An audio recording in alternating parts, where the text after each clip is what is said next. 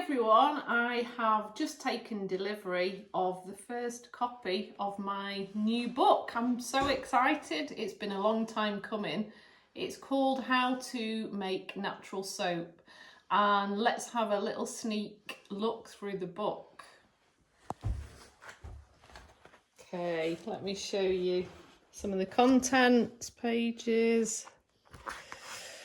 Introduction, a little bit about how I got into the wonderful world of soap making. Why should you make your own soap? A bit about the science, a lot about the ingredients. There are lots of lovely ingredients that you can make soap with. And then, of course, calculations made easy.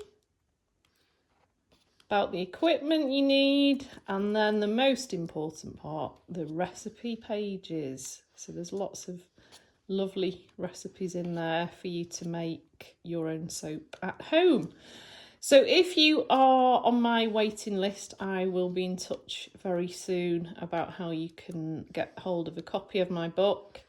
If you want to get hold of a copy, pre-order, please contact me through my website, ruthromano.com, or drop me an email. You can do that on my website, and I will be in touch very soon. Thank you.